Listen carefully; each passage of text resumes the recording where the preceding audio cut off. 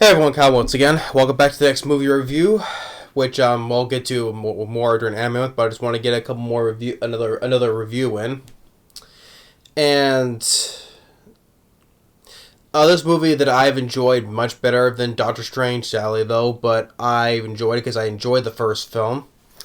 And what you can see, that is to be the sequel, you can see right there, to Sonic the Hedgehog, yes. So, Sonic the Hedgehog 2 came out earlier this year, and I honestly I enjoyed it. Despite a couple of nitpicks though, but I still enjoyed it because, which I got more fun out of Doctor Strange than multiverse of bullshit. So Ben Schwartz he did a really great job once again as Sonic. James Marsden once again I thought he did a good job as Tom.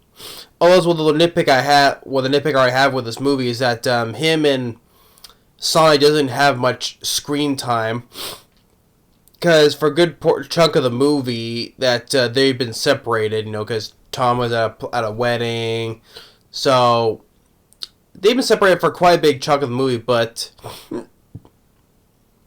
I like the conversation he had at the beginning. Is like how he's saying that Sonic is just a kid. He needs more time to grow, right? And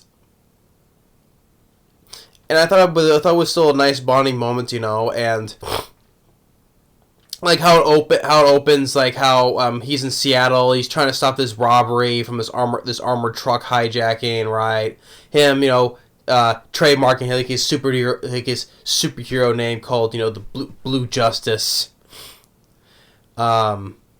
And I heard for a brief moment when he was on the roof, I heard like a brief moment of that song, "It's Tricky" by Run DMC, which the last time I heard that was in the trailer for the second Ninja Turtles out of the Ninja Turtles Out of the Shadows. That sequel to the Michael Bay produced movie.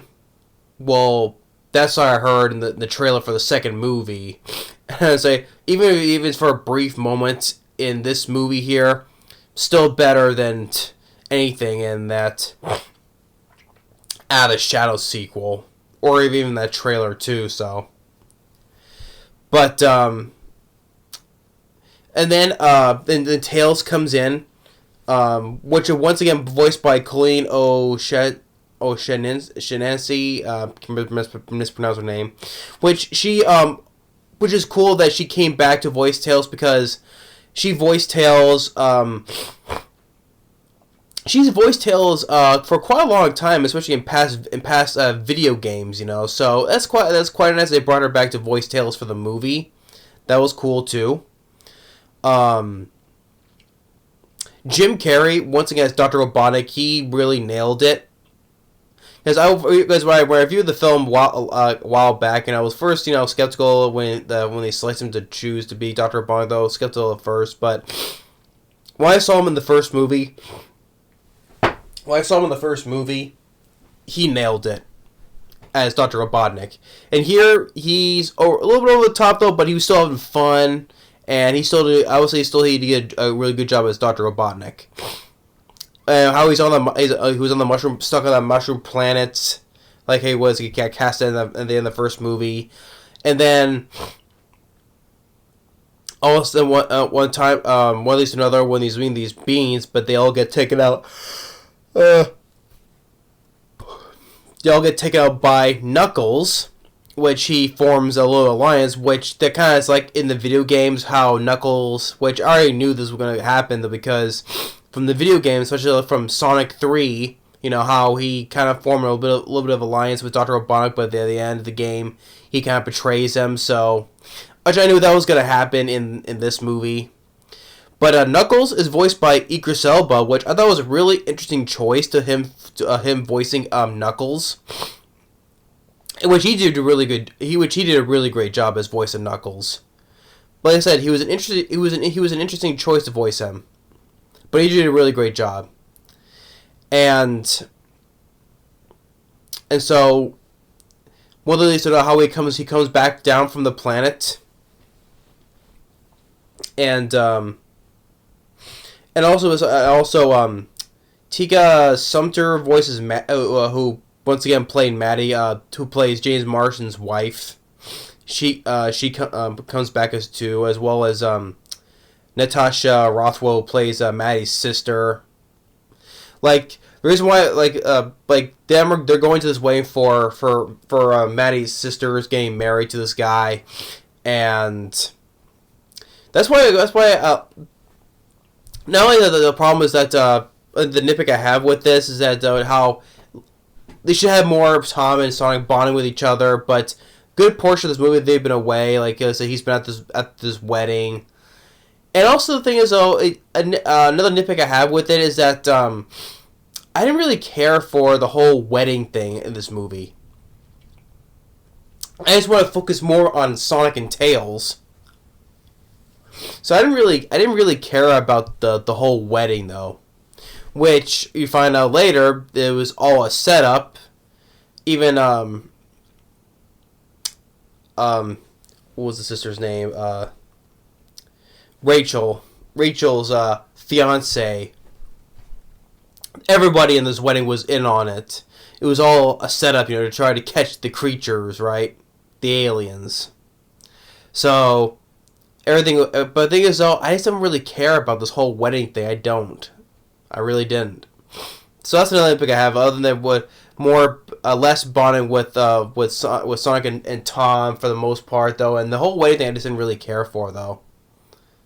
It was kind of taking me out of it because I want to see more of Sonic and Knuckles, and also with Tails too.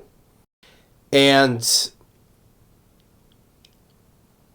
also the whole there's another fart joke as well where because since Sonic is by himself having a party for himself, and then when Tom calls, he has this thing where this thing is where he farts again, like how it was from the. Like in a brief moment where he farts in the first movie. But the thing is, I said before how I feel about fart jokes in movies. Don't like them at all.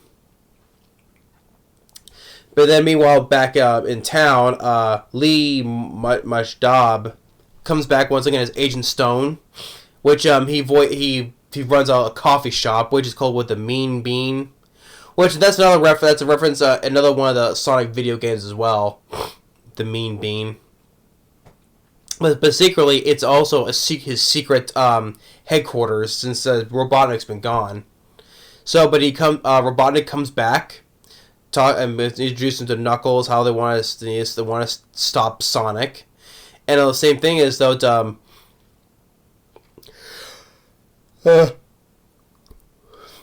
Knuckles talks about this powerful emerald, which you get in the games, which leads to the Chaos Emeralds, like from the game, especially from the first game, and that the Owl Clan has been protecting. In the beginning of the first movie, how the Owl Longclaw was protecting Sonic, right? Well, Knuckles wants this power to destroy Sonic. But that also piques the curiosity of Dr. Robotnik. But after that, when Tails comes in and finds Sonic, and some of them need to go to the they has this map from Longclaw, so they need to follow this to go and get where the emerald is. And like I said, Colleen. I forget how her last name's pronounced, but she does a good job voicing Tails. Really nice to see that she came back from voicing past video games, so it's nice to see her come back too as voicing Tails. And you get more references of video games and stuff like when Dr. Robotnik has his robots, right? One resembles like those one of the mechanical insects from the game, especially like the first game. That was cool to see. Or at the point where they're at when we find the map that leads to another location. Finds the location to lead where the emerald is. Like Dr. Robotnik is in his traditional hover vehicle, which that was from the games. Which okay, cool. That's really nice to see him in his traditional hover vehicle.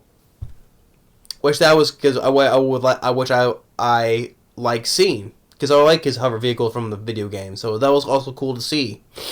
And and it also was a fun like chase down the snowy mountains when Avalanche is going and Knuckles trying to fight him too. It was a fun scene. It was. Although before that though, when they're on the way their journey there, Sonic and Knuckles goes to this place where they do a dance off and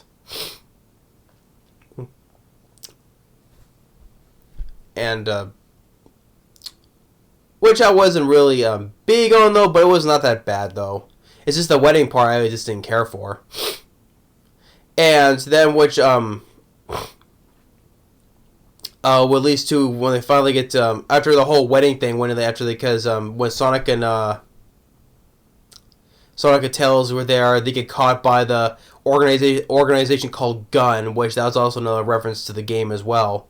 Oh, I forgot to speaking of another Easter eggs as well that another good Easter egg that I enjoyed that of course during this wedding when the whole ceremony was going to happen, right?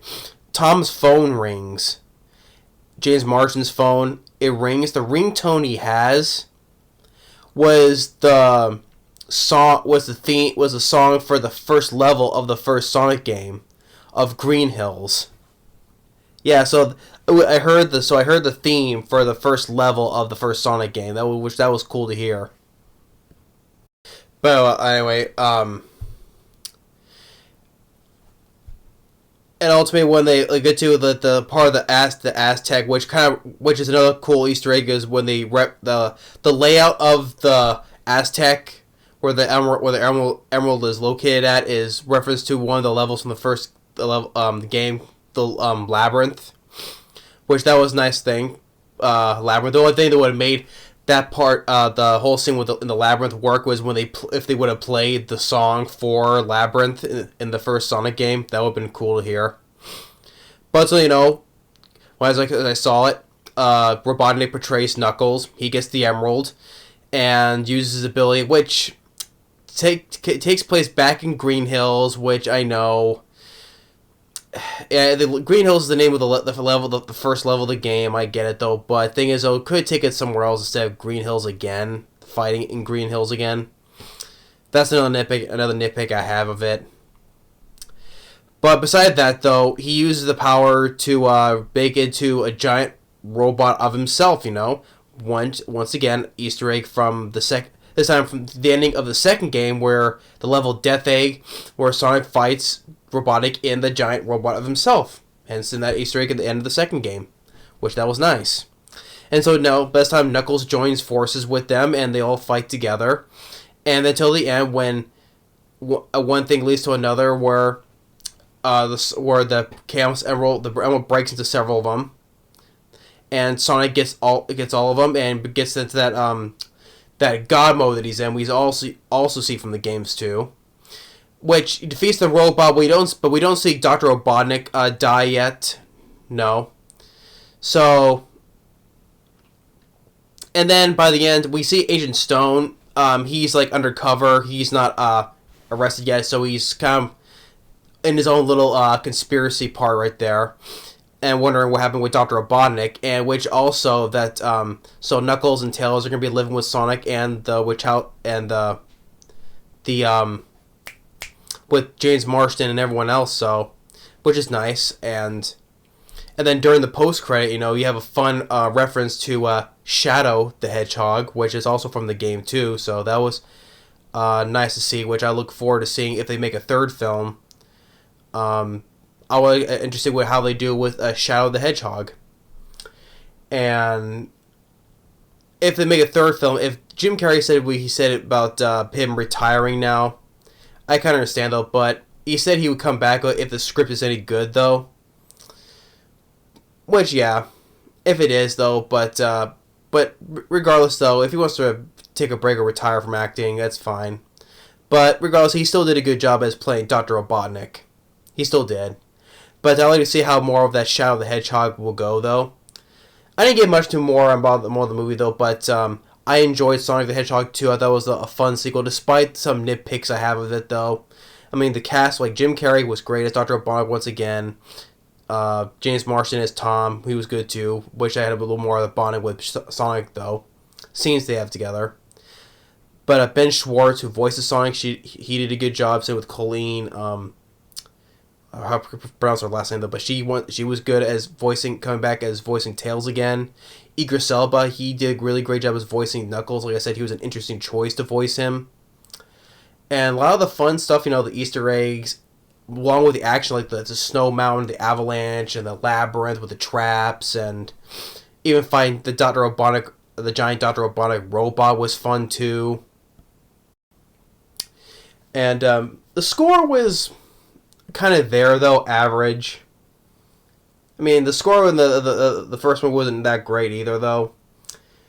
And the directing by Jeff Fowler, who directed the first film previously, he came back to direct this. He did a good job too, and he wanted to make more of the video games reference for the fans, which that was good. And I forgot to mention Tails driving the red plane like in Sonic 2, right? I forgot to mention the red plane too, so that also was like nice to see too. You saw that in the trailer though, so but it was nice to see him driving the plane like from the second game. But yeah, well, I just see it for a potential third film because this film made more money than the first film movie did, as well as worldwide and domestically in the U.S. So it shows how if this guy, Jeff Fowler, paid more attention, listened more, given what more the fans wanted, is making more money now. See, and had the biggest opening weekend for a video game movie too. That was cool too, and I'm looking forward to seeing for a third film if they make a third film. Involve Shadow the Hedgehog. And if Jim Carrey wants to come back as Dr. Robotnik, that's fine, because he does a good job too, though. But they said him retiring, if the script is any good or not, so we'll see on that one, though. But regardless, though, Jim Carrey, once again, he nailed his Dr. Robotnik. And the action scenes were pretty good, the cast list of the cast, visuals, the Easter eggs, the cool Easter eggs. But like I said, the nitpicks with the whole thing with the wedding, didn't really care for. Just didn't. And then the fact that the fighting at Green Hills once again, Tika should have had somewhere else. But yeah, that'll be my review for Sonic the Hedgehog 2. I enjoyed it. Like I said, I enjoyed this much better than Doctor Strange, the Multiverse of Madness, definitely. It's one of my favorite films of this year. So I'm glad I enjoyed it. Glad it was. Why is this better than the first movie? Kind of, I say I like the first film just a slightly bit more, but still, this regards is still a fun sequel though. But anyway, that's my review for Sonic the Hedgehog 2. Thanks for watching. Stay tuned for the next review the next anime review, and we'll see y'all later.